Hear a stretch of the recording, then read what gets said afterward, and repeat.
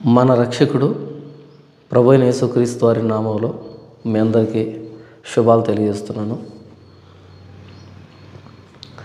మన రక్షకుడు ప్రభువైన యేసుక్రీస్తు వారి శ్రేష్టమైన నామంలో మీ అందరికీ వందనాలు తెలియజేస్తున్నాను. నేను దేని గురించి మాట్లాడబోతున్నాను మీకు తెలుసు. ఇలాంటి ఒక విషయాన్ని గురించి ఇలా మాట్లాడాల్సి వస్తుందని నిజంగా నేను ఊహించలేదు. ఇప్పటికే మీరు కూడా నిన్నటి నుండి షాక్లో ఉంటారు. ఈ బాధ తప్పదు, కొద్ది రోజులు మనం అనుభవించాలి.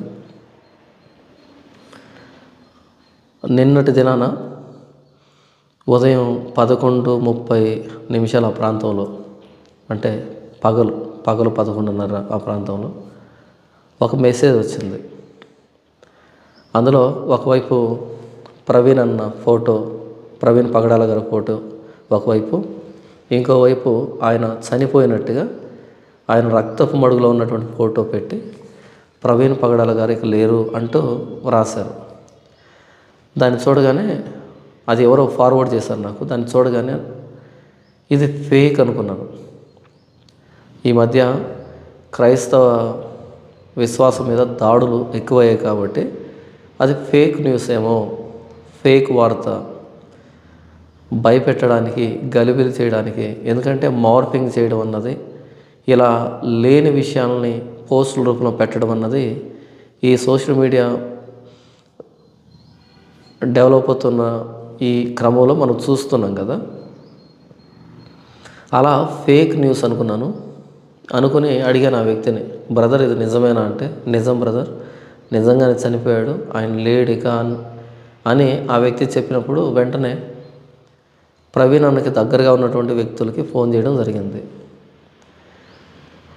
వాళ్ళు కూడా ధృవీకరించారు, నిజమే చనిపోయాడు, ఎలా జరిగిందో తెలియదు, దీన్ని యాక్సిడెంట్ అని అంటున్నారు, ఇందులో చాలా అనుమానాలు ఉన్నాయి, అన్న మీద థ్రెట్ ఉంది, ఆయనకు ప్రాణహాని ఉందని ఆయనే తన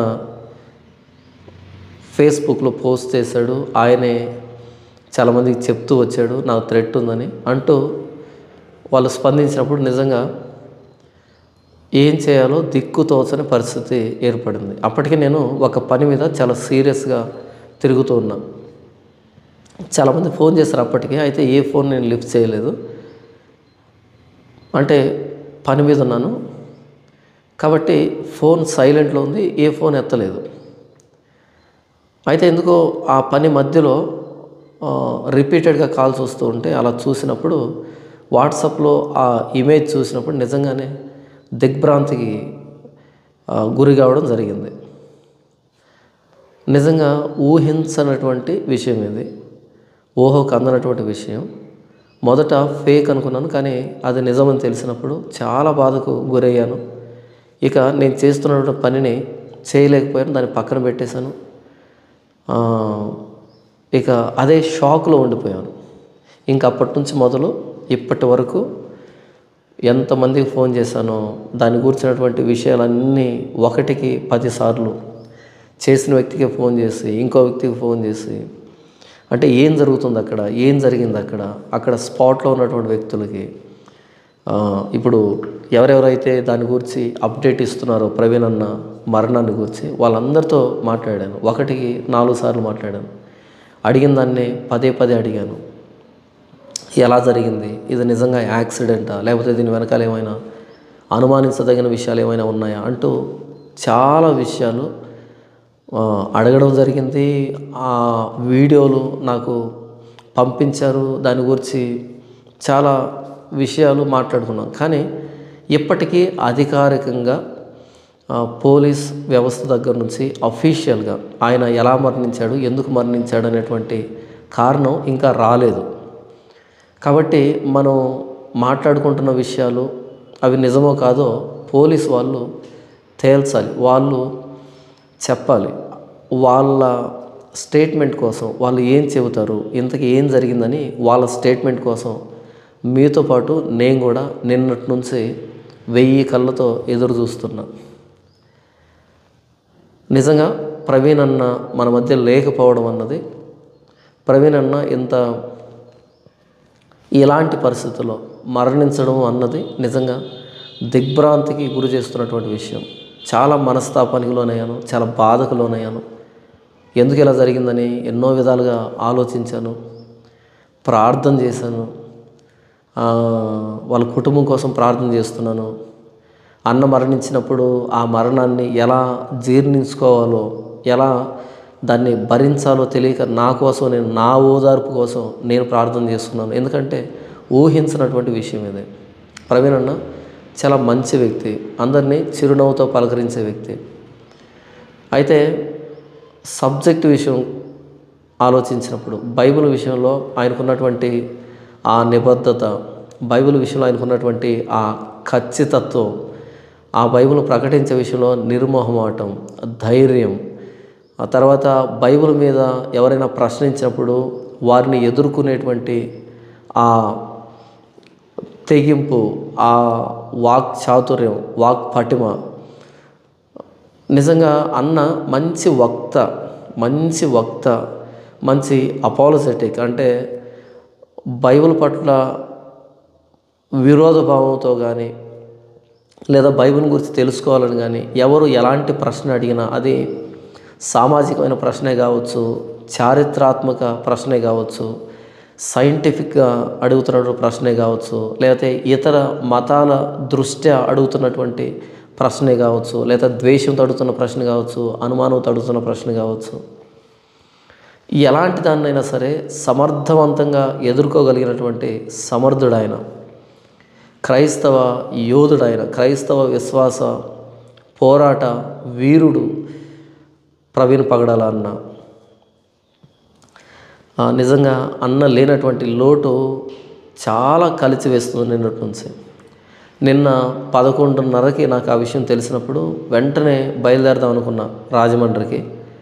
అయితే ఇక్కడి నుంచి రాజమండ్రికి 9 గంటల ప్రయాణం, నాకు 9 గంటల ప్రయాణం. అయినా సరే వెంటనే బయలుదేరదాం అని అనుకున్నప్పుడు వెంటనే అక్కడ ఉన్నటువంటి మాట్లాడుతున్నటువంటి పెద్దలు ఎవరైతే ఉన్నారో వాళ్ళకి కాల్ చేసి అన్న అక్కడ పరిస్థితి ఏంటి, నేను రావాలనుకుంటున్నాను అన్నప్పుడు అక్కడి నుంచి నాకు వచ్చినటువంటి సమాధానం ఏంటంటే రావద్దు. ఎందుకు అంటే సాయంకాలం పోస్ట్ మార్టం జరిగే అవకాశం ఉంది. సాయంకాలం బాడీని వారి సొంత నివాసానికి హైదరాబాద్కి పంపించడం జరుగుతుంది. కాబట్టి ఏదైనా రావాలనుకుంటే హైదరాబాద్కి వస్తే అక్కడ చూద్దువు, కానీ ఇక్కడ నీ వచ్చేటప్పటికి బాడీని తీసివేస్తారు, బాడీని పంపించి వేస్తారు, నీ వచ్చిన ఉపయోగం లేదు అనేటట్టుగా నాకు అక్కడి నుంచి సమాధానం వచ్చింది. కాబట్టి రాజమండ్రికి వెళ్ళలేకపోయాను. నిజంగా చాలా కలిసివేస్తుంది నాకు. అక్కడ ప్రమాదం జరిగినటువంటి స్థలాన్ని చూడలేకపోయాను. అక్కడ అన్న ఆ దేహాన్ని, భౌతిక దేహాన్ని చూడలేకపోయాను. అక్కడ అన్న కోసం చాలామంది ఎండలో పడి చాలా ప్రయాసపడ్డారు. దాని మీద విచారణ చేయాలని వాళ్ళు మనవి చేసుకున్నారు. చాలామంది వారి ప్రేమను, ప్రభువైన యేసుక్రీస్తు వారి రక్తంలో మనమంతా కడగబడ్డాం కాబట్టి యేసుప్రభు రక్తాన్ని బట్టి అన్న మీద ఉన్నటువంటి ప్రేమను అక్కడ ఉన్న వ్యక్తులు అక్కడ నిరసన చేయడం ద్వారా, అక్కడ ఎండలో ఉండడం ద్వారా, ఆ సంఘటన స్థలాన్ని సందర్శించడం ద్వారా, వారి గళాన్ని విప్పడం ద్వారా ఇలా వారి ప్రేమను వారు చాటుకున్నారు. వారందరికీ ప్రభు పేరిట కృతజ్ఞతలు తెలియజేస్తున్నాను. అయితే నేను అక్కడ ఉండలేకపోయాను, ఆ స్థలాన్ని చూడలేకపోయాను, అన్నని అలా దర్శించలేకపోయాను అనేటువంటి బాధ ఇప్పటికీ నన్ను కలిచివేస్తుంది, ఎప్పటికీ నన్ను కలిచివేస్తుంది. ఎందుకంటే నేను బయలుదేరదాం అనుకుంటే నేను బయలుదేరి అక్కడికి వచ్చేటప్పుడు 9 గంటలు అవుతుంది. 11:30 అంటే 12కి నేను బయలుదేరిన 9 గంటలు అవుతుంది నైటు. అప్పటికే బాడీ వెళ్ళిపోతుంది అని నాకు వచ్చినటువంటి సమాచారాన్ని బట్టి నేను ఆగాను. అయితే ఇదిగో తెల్లవారుజామున పోస్ట్ మార్టం చేస్తారని, లేదు 8 గంటలకు పోస్ట్ మార్టం చేస్తారని, లేదు 9కి చేస్తారని, 10కి చేస్తారని, 11కని, 12కని, ఇలా గంటకు మారిపోయినటువంటి ఈ సమాచారం, గంటకు మారిపోయినటువంటి ఈ అప్డేట్ అన్నది నన్ను నిలవబెట్టేసింది.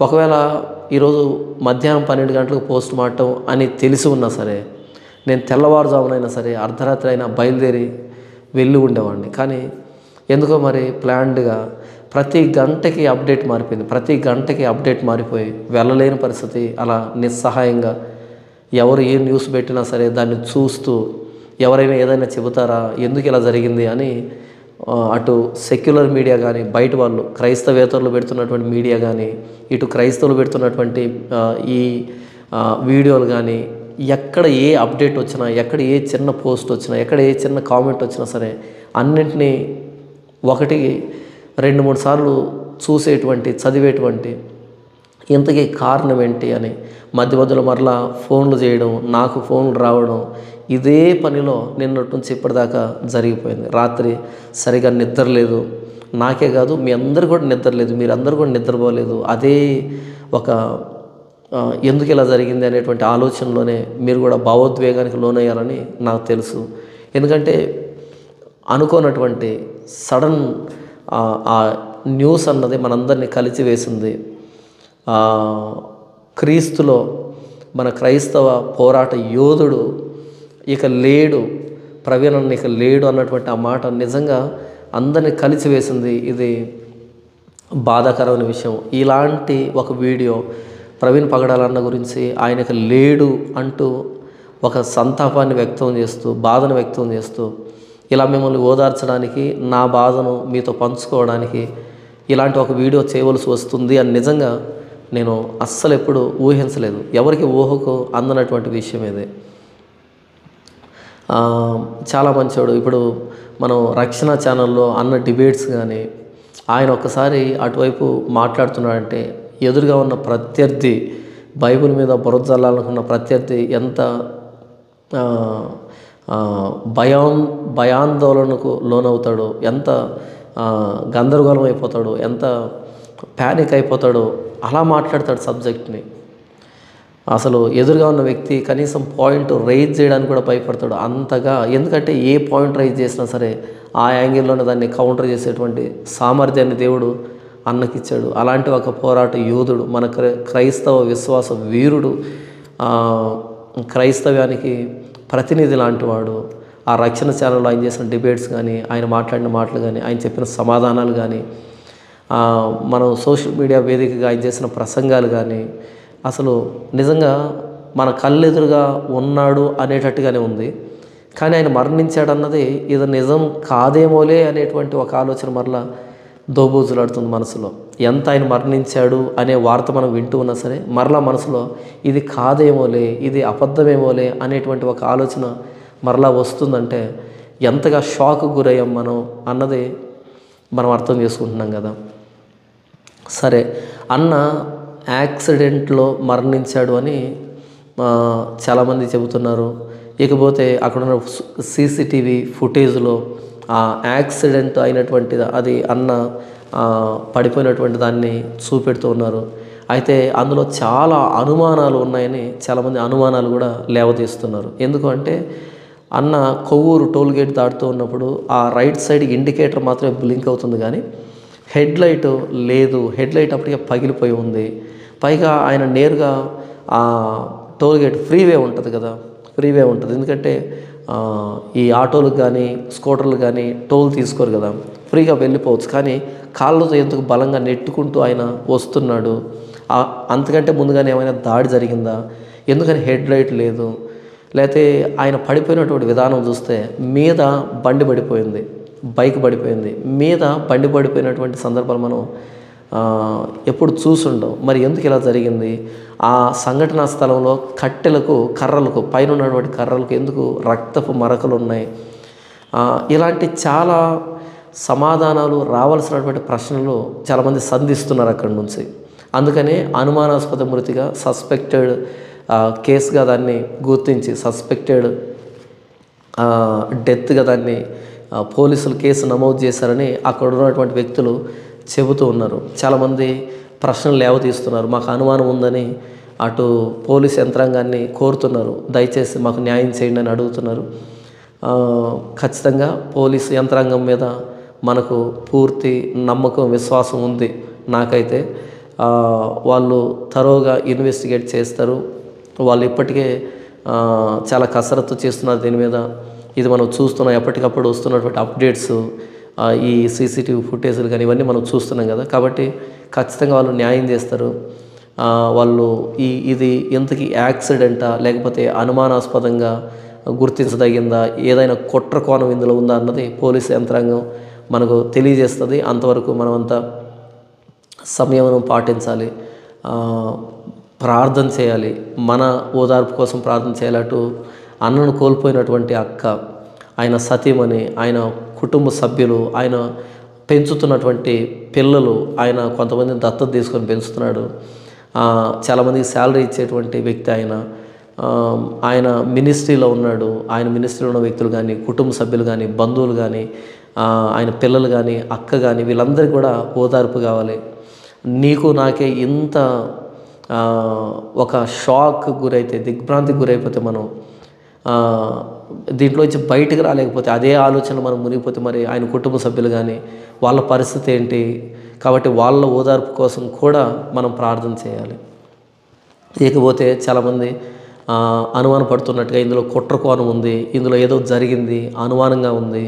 ఎందుకంటే అన్న ఒక నెల ముందు నుంచే నాకు ప్రాణహాని ఉంది అంటూ తన ఛానల్లో కానీ, తన ఫేస్బుక్ అకౌంట్లో కానీ ఆయన పోస్ట్ చేయడం, ఆయనకు సంబంధించినటువంటి చాట్ బాక్స్లో కూడా ఆయన నన్ను చంపేస్తారంటూ ఆయన మాట్లాడడం, ఇవన్నీ కూడా అనుమానాలకు తావిచ్చేటువంటి సందర్భాలు. కాబట్టి ఒకవేళ అన్నను ఎవరైనా ఏదైనా చేసి ఉంటారు అని కనుక మనం అనుకున్నా సరే, అది పోలీసు వాళ్ళు చెబుతారు. అయితే మనం ఒకవేళ అలాంటి అనుమానం ఉన్నా సరే, క్రీస్తును బట్టి, ప్రభువు ప్రేమను బట్టి మనం వాళ్ళను క్షమించాలి.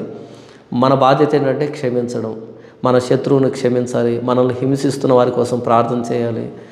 మనం కీడు చేత కాకుండా మేలు చేత శత్రువుని జయించాలి అనేటువంటి మాటలు ప్రభు మనకు చెప్పాడు. కాబట్టి ప్రతీకారం చేసేవాడు ప్రభు, ప్రతీకారం చేసేది దేవుడు, జీవం గల దేవుని చేతిలో పోవటం భయంకరం అనే మాట రాయబడింది. కాబట్టి మన వంతుగా మనం క్షమించాలి.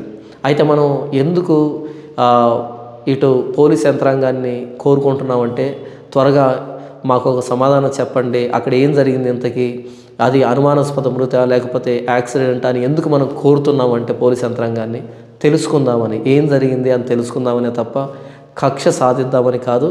క్రైస్తవులమైన మనం కక్ష సాధింపు మనస్తత్వం కలిగిన వాళ్ళం కాదు.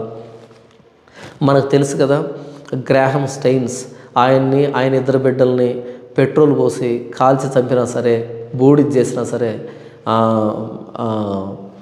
ఆయన సతీమణి గారు నేను ప్రభువుని బట్టి వారిని క్షమిస్తున్నాను అని క్షమాపణ తెలియజేసింది కదా.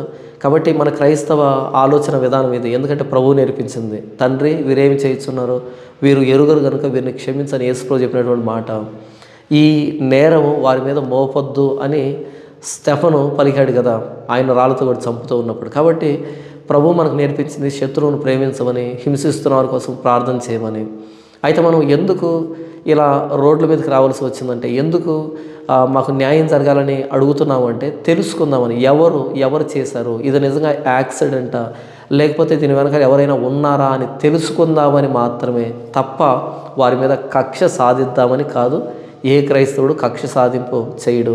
అందులో ఏదైనా కుట్రకోణం ఉంటే చట్టం తన పని తాను చేసుకుని పోతుంది.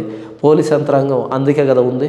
వాళ్ళు ఏం చేయాలో, వాళ్ళకి ఏది న్యాయం అనిపిస్తుందో వాళ్ళ చట్ట ప్రకారం, వాళ్ళ ప్రొసీజర్ ప్రకారం వాళ్ళు ముందుకు వెళ్తారు.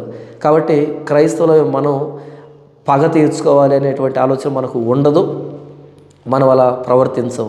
కేవలం అన్న ఆ మరణం విషయంలో ఏం జరిగింది అనేటువంటి అది తెలుసుకోవడానికి మాత్రమే మనం ఇలా రోడ్ల మీద ఎండకి ఇలా ప్రయాసపడుతున్నాం అన్నది మనకు తెలుసు. పలానా వ్యక్తి ఈ కుట్ర చేశాడని తెలిసినా సరే మనం ఆ వ్యక్తిని కక్ష తీర్చుకునేటువంటి వ్యక్తులం కాదు. ఎందుకంటే క్రీస్తు మనకు నేర్పించింది అది కాదు. కాబట్టి ఒకవేళ అన్న మరణం విషయంలో ఏదైనా అనుమానం ఉంటే, ఎవరైనా కుట్రపూరితంగా ఏదైనా చేసి ఉంటే కనుక అన్న హతసాక్షి అవుతాడు. ప్రభు సువార్త కొరకు హతసాక్షి అవుతాడు. లేదు అన్నది సహజ మరణం, యాక్సిడెంట్లో చనిపోయాడంటే ఆయన సువార్త పరినిమిత్తే, ప్రభు పరినిమిత్తమే వెళ్తున్నాడు. కాబట్టి మరణం అన్నది సహజం. మరణం అన్నది ఒక్కొక్కరు ఒక్కో విధానంలో ఈ లోకాన్ని విడిచిపెట్టి ప్రభు సన్నిధికి వెళ్ళాలి. కాబట్టి క్రైస్తవులు మనకున్నటువంటి నిరీక్షణ ఏంటంటే, మనం ఎక్కడ ఎలా మరణించినా సరే ప్రభు సన్నిధిలో సదాకాలం ఉంటాము అన్నది మన నిరీక్షణ. కాబట్టి ప్రవీణ్ పగడాల అన్న మన మధ్య లేడు. ఇది మనందరినీ కలచివేస్తున్నటువంటి ఆయన ఇక లేడా అని మనం గుండెలు బరువెక్కుతున్నటువంటి సందర్భమే అయినా సరే భౌతికంగా అయితే అన్న ప్రభు సన్నిధిలో ఉన్నాడు అన్నది మన విశ్వాసాన్ని బట్టి మనం ధైర్యం తెచ్చుకునేటువంటి విషయం. కాబట్టి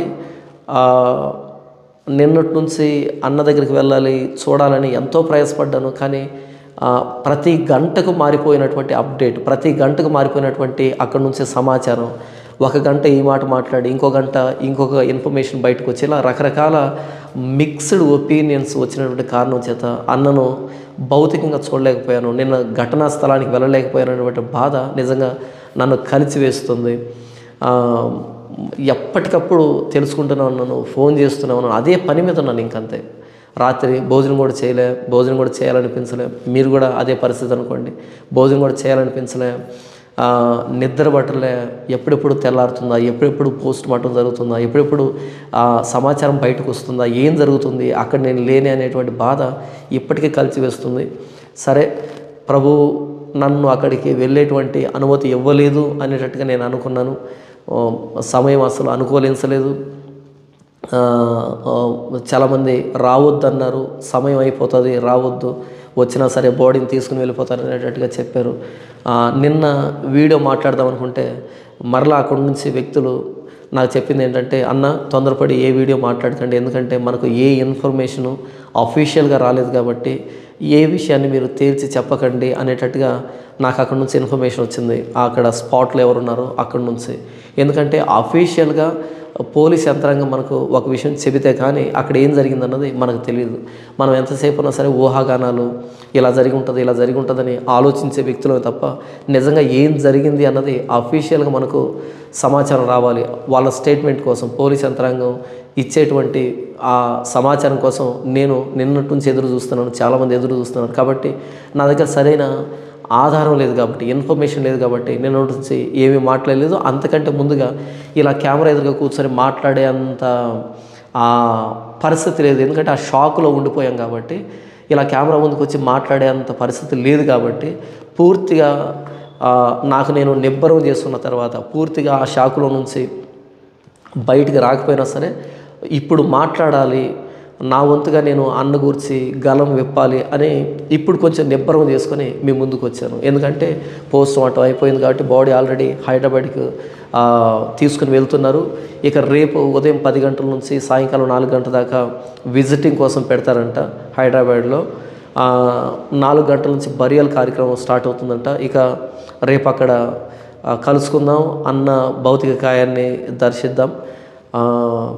ప్రభు అన్న కుటుంబానికి ఆదరణ ఇవ్వాలి. అన్న అంటే మరణించాడు, ప్రభు సన్నిధికి వెళ్ళిపోయాడని విశ్వాసాన్ని బట్టి, లేఖనాలు బట్టి నేను నమ్ముతున్నాను ప్రభు సన్నిధిలో ఉన్నాడు. కాబట్టి బ్రతికున్న మనకే ఆ బాధ ఉంటుంది. అన్న ఆ కాసేపు బాధ అనుభవించినా సరే ఆయన ప్రభు సన్నిధికి వెళ్ళిపోయి ఉంటాడు, ప్రభు సన్నిధిలో ఉంటాడు. తాను చేసిన పరిచర్య, తాను ప్రభువు నమ్మినటువంటి ఆ విశ్వాసాన్ని బట్టి, ప్రభువైన యేసుక్రీస్తు ప్రాణత్యాగాన్ని అంగీకరించినటువంటి ప్రభు రక్తంలో తన పాపాలు కడిగి వేసుకున్న కారణాన్ని బట్టి అన్న ప్రభు సన్నిధిలో ఉంటాడు. ఆయన ఏ ప్రభువు కోసమైతే ప్రయాసపడ్డాడో తన ప్రయాసను మాని ప్రభువుతో విశ్రాంతిలో ఉంటాడు, సంతోషంలో ఉంటాడు. అయితే బ్రతికి ఉన్నటువంటి మనమే ఆ జ్ఞాపకాలని, ఆ అనుభవాలని, ఆ అన్న ముఖాన్ని, ఆ పరిస్థితుల్ని, అన్న మరణించినటువంటి ఆ విషయాన్ని అంతటినీ జ్ఞాపకాన్ని తెచ్చుకొని మనమే బాధపడుతున్నాం. కానీ అన్న అయితే ప్రభు సన్నిధిలో సంతోషంగా ఉన్నాడు. ఒకవేళ ఇందులో కుట్ర ఉంటే ఆయన హతసాక్షిగా ఆయన సంతోషంగా ఉంటాడు. లేదు ఇందులో కుట్రలు అయితే, సహజ మరణం అయితే, యాక్సిడెంట్ అయితే కనుక ప్రభు పరిచర్య నిమిత్తం వెళ్తున్నాడు, అన్న సమయం అయిపోయింది అనుకోవచ్చు. ఇక బ్రతికి ఉన్నటువంటి కుటుంబానికి ఆదరణ కలగాలని మన వ్యక్తిగత ప్రార్థనలో, నా వ్యక్తిగత ప్రార్థనలో ఇప్పటికే నేను ప్రార్థన చేస్తున్నాను, మీరు కూడా చేస్తూ ఉంటారు. కాకపోతే చెప్పాలి కాబట్టి చెబుతున్నాను. అన్న కుటుంబ ఆదరణ కోసం మనం ప్రార్థన చేద్దాం.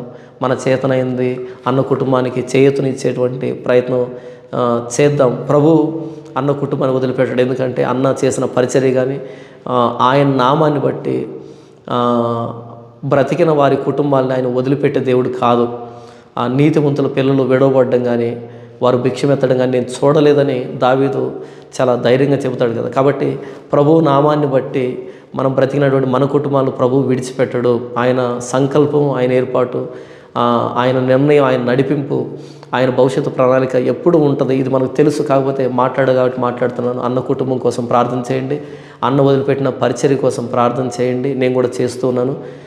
రేపు అన్నని భౌతికంగా దర్శించేటువంటి ఆ పనిలో ఉన్నాను నేను. మీరు కూడా చాలామంది వస్తారని నాకు తెలుసు. రాకపోయినా సరే ప్రార్థన అంటే అందరికీ అనుకూలత ఉండకపోవచ్చు కదా, అందరికీ ఆ సమయం ఉండకపోవచ్చు, రకరకాల పనుల్లో బిజీ అయి ఉండొచ్చు. ఇది పరిస్థితి. ఇకపోతే ఈ 28వ తారీఖు డిబేట్ ఒకటి జరగాలి మనది. అయితే ఆ డిబేట్ని కూడా ఎప్పుడైతే అన్న మరణించడం తెలియగానే వెంటనే ఆ డిబేట్ని కూడా పక్కన పెట్టేసి వీలుంటే తర్వాత భవిష్యత్తులో చూసుకోవచ్చు. ఇప్పుడు డిబేట్ ముఖ్యం కాదు కదా. ఒక విశ్వాస వీరుడు, క్రైస్తవ విశ్వాస పోరాట యోధుడు, క్రీస్తు పక్షాన, క్రైస్తవ విశ్వాస పక్షాన ధైర్యంగా సమర్థవంతంగా క్రైస్తవ వ్యతిరేకమైనటువంటి వాటిని ఎదుర్కొన్నటువంటి ఒక నాయకుడు, ప్రతినిధి, మన ప్రియుడు, ప్రభువునందు ప్రియుడు, సన్నిహితుడు, ప్రభువులో మన రక్త సంబంధి, క్రీస్తు రక్తాన్ని బట్టి మన ప్రవీణ్ పగడాలన్న మరణించాడు. కాబట్టి ఆయన మరణ వార్త విన్న వెంటనే ఇక ఏది ప్రాముఖ్యం కాదనిపించింది. అయితే ఒక సంతోషించదగ్గ విషయం ఏంటి అంటే, దేవుని దయ వల్ల ఈ వారంలో నాకు మీటింగ్స్ లేని కారణం చేత ఒక విధంగా ప్రభువును స్తుతిస్తున్నా. ఒకవేళ నేను మీటింగ్లో ఉంటే కనుక ఈ మరణాన్ని మనసులో పెట్టుకొని, ఈ బాధను మనసులో పెట్టుకొని నిజంగా ఆ మీటింగ్కి న్యాయం చేసి ఉండేవాడిని కాదేమో. బహుశా దేవుడు అందుకే ఈ వారం ఫ్రీ టైం ఇచ్చాడేమో అని అనుకుంటున్నా. ఒకవేళ ఎక్కడైనా మీటింగ్లో ఉంటే కకావికలం అయిపోయాడు మనసు. అక్కడ ఎలా ప్రవర్తించాలో తెలియక, ఇక్కడ ఏం జరుగుతుందో తెలుసుకోలేక అసలు కంప్లీట్గా అలా అయిపోయి ఉండేవాడిని. అయితే ప్రభు ముందుగా తన భవిష్యత్తు జ్ఞానంలో ఈ వారంలో ఎలాంటి మీటింగ్ లేకుండా ఉన్నాయి. వాటిని వద్దనుకున్నా. ఎందుకో అంటే హెల్త్ బాగాలేదు, గొంతు బాగాలేదు కదా, మీకు తెలుసు కదా, ఆరోగ్య పరిస్థితి బాగాలేదు. కాబట్టి దీనికోసమని వీటిని పక్కన పెట్టాను, ఎక్కడ డేట్ ఇవ్వకుండా. అది చాలా మంచిదైంది. ఈ ఆరోగ్యం బాగలేకపోవడం, ఇలా ఈ వారం అంతా ఖాళీ ఉండడం, ఈ సమయంలో ఇలా జరగడం, దీనికి పూర్తి స్థాయిలో ఏం జరుగుతుందని ఎప్పటికప్పుడు తెలుసుకోవడం, ఇదంతా కూడా ఒకంత మేలైంది. దేవుడు భవిష్యత్తు ప్రణాళిక ఏమో అనేటువంటి ఆలోచన. ఏది ఏమైనప్పటికీ ప్రవీణ్ అన్న భౌతికంగా మన మధ్య లేడు. నిజంగా ఆయన జ్ఞాపకాలను స్మరించుకుంటూ ఆయన వారసత్వాన్ని మనం కొనసాగిస్తూ అలాగే ధైర్యంగా ప్రభు పక్షాన పోరాటం చేయాలనేటువంటి ఆ పిలుపునిస్తున్నాను. చూద్దాం అన్న మరణ విషయంలో ఏం జరిగింది, అది ఎలాంటి మరణం అన్నది పోలీసు వాళ్ళు అఫీషియల్గా ఒక స్టేట్మెంట్ ఇచ్చేంత వరకు మనం ఎదురు చూద్దాం, మనం ప్రార్థించేద్దాం. ఒకవేళ ఇప్పుడు పోలీస్ యంత్రాంగం కూడా వాళ్ళకు లభించినటువంటి ఆధారాలను బట్టే వాళ్ళు స్టేట్మెంట్ ఇస్తారు. వాళ్ళకు వచ్చినటువంటి ఇన్ఫర్మేషన్ బట్టి వాళ్ళు స్టేట్మెంట్ ఇవ్వాలి. ఎందుకంటే వాళ్ళు కూడా మనుషులే కదా. కాబట్టి ఒకవేళ ఇందులో ఏదైనా ఉంటే కనుక సర్వలోక న్యాయాధిపతి, అందరినీ న్యాయం తీరుస్తున్నటువంటి దేవుడు, మన న్యాయాధిపతి, సృష్టికర్త అయిన దేవుడు, ఆయన న్యాయ విభాగం నుంచి ఎవరూ తప్పించుకోలేము. ఆయన శిక్షా స్మృతి నుంచి ఏ పాపం చేసిన వాడు కూడా తప్పించుకోలేడు. కాబట్టి భౌతికంగా ఈ భూమి మీద మనకు న్యాయం జరగకపోవచ్చు. ఎందుకంటే ఆధారాలు లభించకపోతే, నిజంగా అందులో ఏమైనా కుట్రకోణం ఉంటే న్యాయం జరగకపోవచ్చు కొన్ని సందర్భాల్లో. కానీ ప్రభు చట్టంలో నుంచి, ప్రభు శిక్షా స్మృతిలో నుంచి, సర్వలోక న్యాయాధిపతి ఆయన చట్టం నుంచి, ఆయన శిక్ష నుంచి, ఆయన కనుదృష్టి నుంచి ఎవడు తప్పించుకోలేడు అన్నది లేఖనాలను బట్టి మనం అర్థం చేసుకోవచ్చు. అయినా సరే ఎవరైనా కుట్ర చేసి ఉన్నా సరే వారి మారు మనసు కోసం మనం ప్రార్థన చేద్దాం. వారి మారు మనసు కోసం. ఎందుకంటే వాళ్ళకి ప్రభు తెలియదు కాబట్టి, ప్రభు ప్రేమ తెలియదు కాబట్టి, వాళ్ళు ఒకవేళ ఇందులో కుట్ర ఉంటే, నేను అంటున్నది ఇందులో కుట్ర ఉంటే వాళ్ళ మారు మనసు కోసం, వాళ్ళ క్షమాపణ కోసం, వాళ్ళు ప్రభువుని అంగీకరించే దానికోసం కూడా మనం ప్రార్థన చేద్దాం. ఎందుకంటే మనం కక్షలు తీర్చుకునేటువంటి, కోపాలు ప్రదర్శించేటువంటి, మరణానికి మరణమే అనేటువంటి భావజాలం కలిగిన వాళ్ళం కాదు మనం. ఒక చెంప కొడితే రెండో చెంప చూపించమని ప్రభు చెప్పాడు. మనల్ని హింసిస్తున్న వారి కోసం ప్రార్థన చేయమని ప్రభు చెప్పాడు. తనను సిలువేస్తున్న వారిని ప్రభు క్షమించాడు. కాబట్టి ప్రభు వారసత్వాన్ని మనం కొనసాగిద్దాం. ఇప్పటికీ క్రైస్తవం మీద అనేక మంది దూషిస్తున్నారు, అనేక మంది దాడులు చేస్తున్నారు. వారందరి క్షమాపణ కోసం, వారందరి మారు మనసు కోసం, వారందరి రక్షణ కోసం, వారందరూ ప్రభువుని యేసుక్రీస్తును సొంత రక్షకుడిగా తెలుసుకునే దానికోసం మన వంతు మనం ప్రార్థన చేద్దాం. సరే, ప్రవీణ్ అన్న మన మధ్య లేడు. నిజంగా చాలా బాధాకరమైన విషయం. నాతో పాటు మీ అందరూ కూడా చాలా బాధపడుతున్నారు. మీ అందరితో పాటు నేను కూడా చాలా బాధపడుతున్నాను, భౌతికంగా బాధపడుతున్నాను. కానీ విశ్వాసాన్ని బట్టి, లేఖన ఆధారాన్ని బట్టి ప్రభుతో ఆయన సంతోషంగా ఉన్నాడు.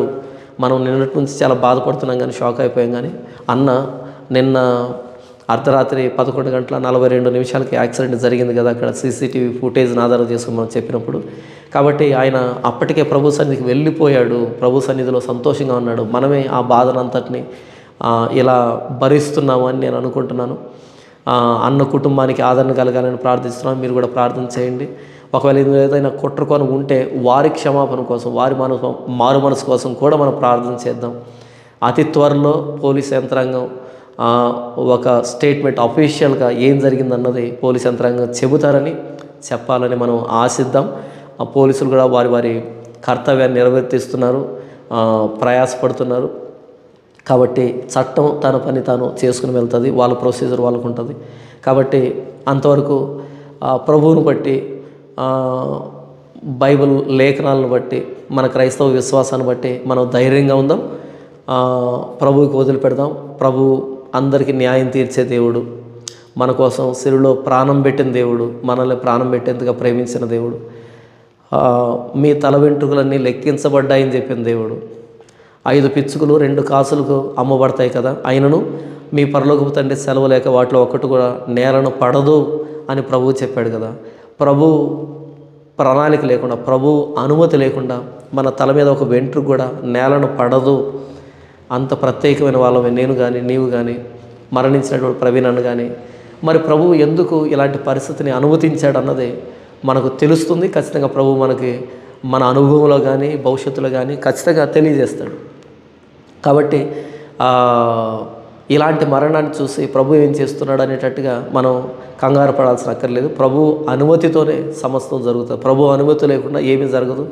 యోబు విషయంలో మనం చూస్తాం కదా, నీవు అతనికి కానీ, అతని ఆస్తికి కానీ, అతని చుట్టూ కంచె వేసావు కదా అని మాట్లాడినప్పుడు ప్రభు ఆ కంచెను తీసివేసిన తర్వాత అపవాది వచ్చి శోధించడం, యోబు విషయంలోని ప్రమాదాలు కానీ, నష్టాలు కానీ, ఇలాంటి పరిస్థితులు మనం చూస్తాం కదా. కాబట్టి ప్రభువు అనుమతి లేకుండా మన తల మీద ఒక వెంట్రుక కూడా రాలదు అని ప్రభువైన యేసుక్రీస్తు చెప్పాడు. కాబట్టి ఆయన అనుమతిలోనే ఇదంతా జరిగింది. మరి ఎందుకు అన్నది భవిష్యత్తులో ప్రభువు మనకు తెలియజేస్తాడు. మన అనుభవం ద్వారా కానీ, పరిస్థితుల ద్వారా కానీ, లేకపోతే వచ్చేటువంటి రిపోర్ట్ ద్వారా కానీ ఖచ్చితంగా మనకు తెలుస్తుంది. లేదా ఏదో సందర్భంలో ప్రభు మనకు తెలియజేస్తాడు. అంతవరకు ప్రభువును బట్టి, ఆయన శిలువ మీద మనల్ని ప్రాణం పెట్టేందుకు ప్రేమించిన ప్రేమను బట్టి మనం ధైర్యంగా ప్రభువుతో గడుపుదాం. ప్రభు సన్నిధిలో అన్న కుటుంబానికి ఆదరణ కావాలని ప్రార్థన చేద్దాం. ఇంతవరకు అన్న ఆ మరణం ఎప్పుడైతే వినపడిందో అప్పటి నుంచి వారి పనులన్నీ పక్కన పెట్టి అన్న మరణానికి న్యాయం జరగాలని, చట్టబద్ధంగా న్యాయం జరగాలని ఇంత ప్రయాసపడినటువంటి ప్రతి క్రైస్తవ నాయకుడికి ప్రభు పేరిట వందనాలు తెలియజేస్తున్నాను. ప్రతి క్రైస్తవ విశ్వాసకి ప్రభు పేరిట వందనాలు తెలియజేస్తున్నాను.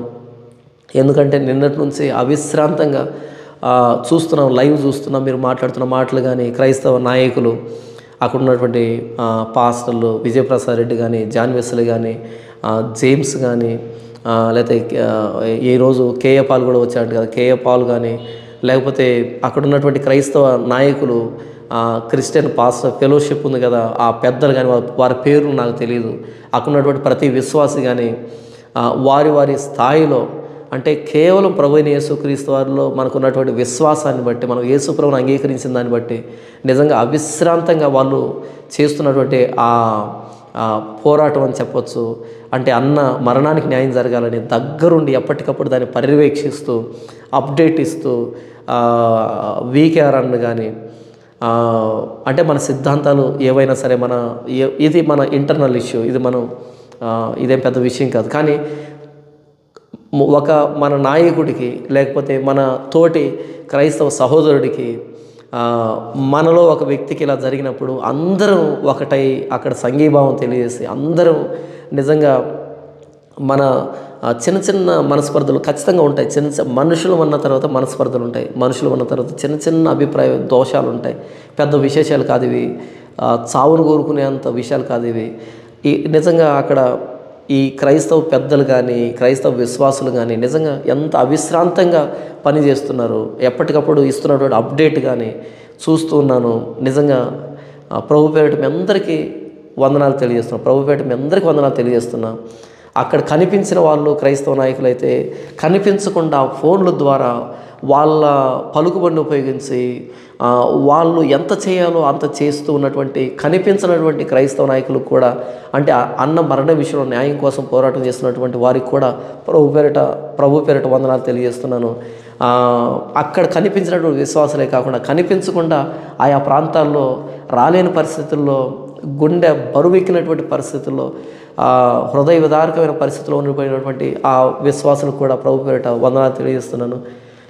ఈ వీడియో ముఖ్యంగా ప్రవీణ్ అన్న కుటుంబానికి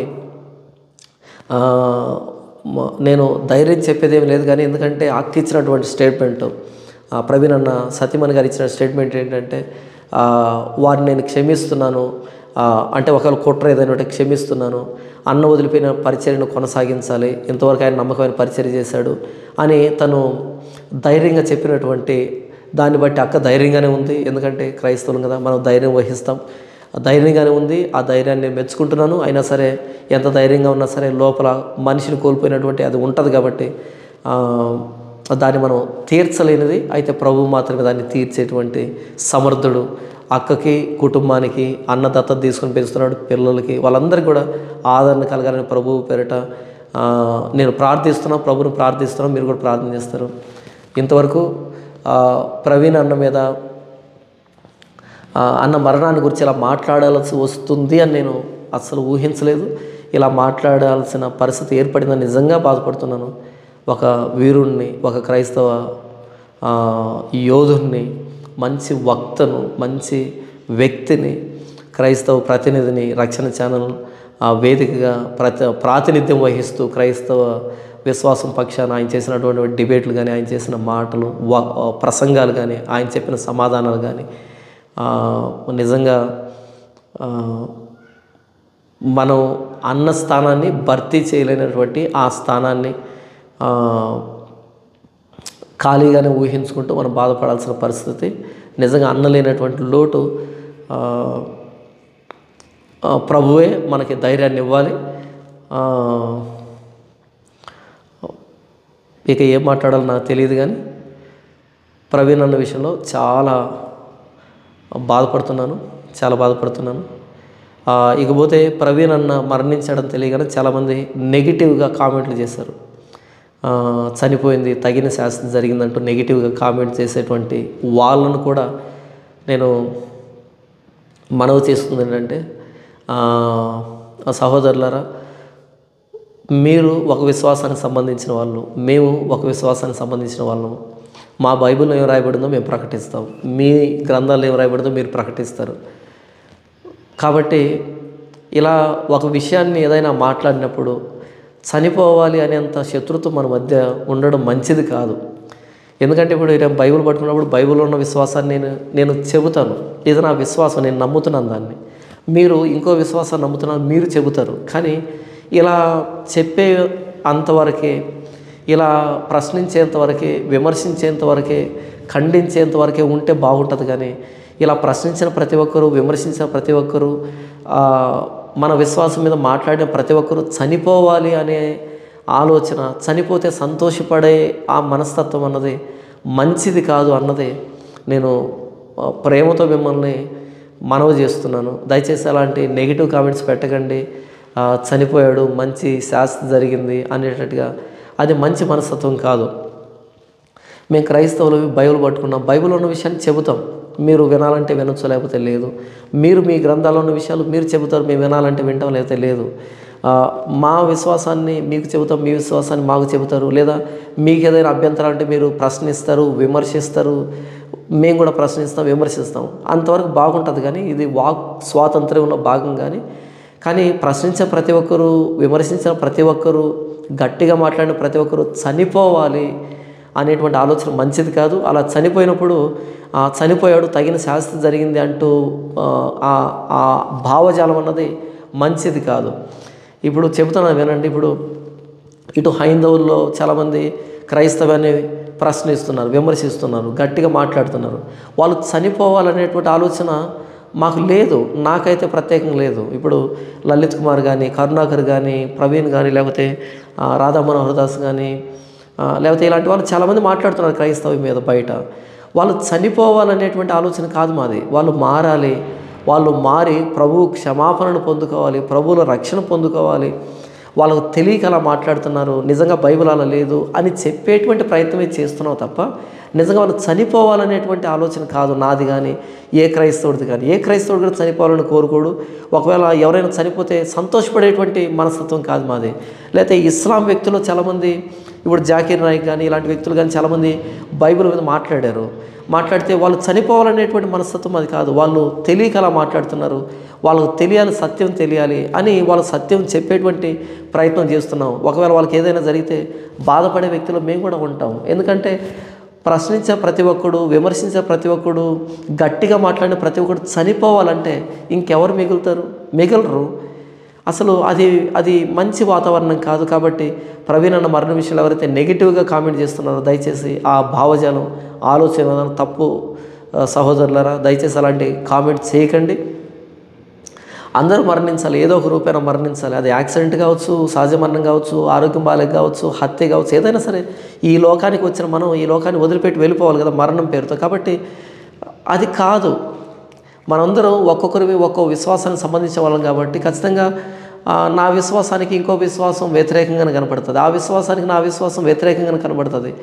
ఇది ప్రశ్నించేంత మాత్రం చేత ఆ వ్యక్తి మరణించాలి అని కోరుకోవడం కానీ, ఆ వ్యక్తి మరణించినప్పుడు ఆ సంతోషాన్ని వ్యక్తం చేయడం కానీ మంచి పద్ధతి కాదు, మంచి వాతావరణం కాదు, మంచి ఆలోచన విధానం కాదు అని నేను ప్రేమతో మిమ్మల్ని మనవి చేస్తున్నాను. మంచి పద్ధతి కాదు ఇది.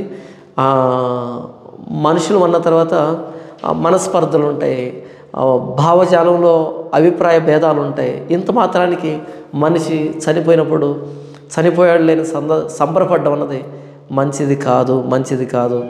కాబట్టి వాళ్ళని కూడా నేను ప్రేమతో మనవి చేస్తున్నాను. సహోదరులరా, మంచిది కాదు. మరణించినప్పుడు ఇప్పుడే విన్నాను, ఇంతకుముందే విన్నాను. మరి షఫీ గారు వచ్చి ఆయన సంతాపాన్ని తెలియజేశాడని విన్నాను. నేను ఇంతకుముందు ఫోన్ చేసి చెప్పారు, షఫీ గారు వచ్చారంట. నిజంగా చాలా మంచి పరిణామం. షఫీ గారు రావడం, ఆయన సంతాపాన్ని తెలియజేయడం చాలా మంచి పరిణామం. మన విశ్వాసం ఏదైనా కావచ్చు, మనం మరణించినప్పుడు సంతాపాన్ని తెలియజేయడం చాలా మంచి పరిణామం ఇది. నేను షఫీ గారిని కూడా అభినందిస్తున్నాను. ఇందులో ఏ కుట్రకోణం ఉండకూడదని మనస్ఫూర్తిగా కోరుకుంటున్నాను. ప్రభువే న్యాయాధిపతి, ప్రభువే న్యాయం తీరుస్తాడు. నిజంగా ప్రవీణ్ అన్న మన మధ్య లేడు అనే మాట ఇప్పటికీ అది అబద్ధమైతే బాగుండు కదా, అది అబద్ధమేమో, ఇదంతా కలేమో అనేటువంటి అదే ఆలోచనలో మనసు ఉండిపోయింది. నిజంగా చాలా బాధాకరమైన విషయం. వి మిస్ యూ ప్రవీణ్ అన్న, లవ్ యూ ప్రవీణ్ అన్న. నీవు ప్రభువుతో సంతోషంగా ఉన్నావని విశ్వాసాన్ని బట్టి లోపల ఉన్నా సరే అన్న, ప్రవీణ్ అన్న నువ్వు మా మధ్య లేవని, రేపటి నుంచి మాకు కనిపించవని నిజంగా అది అనుకుంటున్నప్పుడు చాలా గుండె బరువెక్కుతుందన్న. లవ్ యూ ప్రవీణ్ అన్న, మిస్ యూ ప్రవీణ్ అన్న. ఇంతవరకు మీ అందరూ చాలా బాధగా ఉంటారు. ప్రార్థన ఒకటే మనల్ని ఓదార్చేది, ధైర్యపరిచేది. అందరికీ ప్రభు పేరిట వందనాలు తెలియజేస్తున్నాను. Thank you.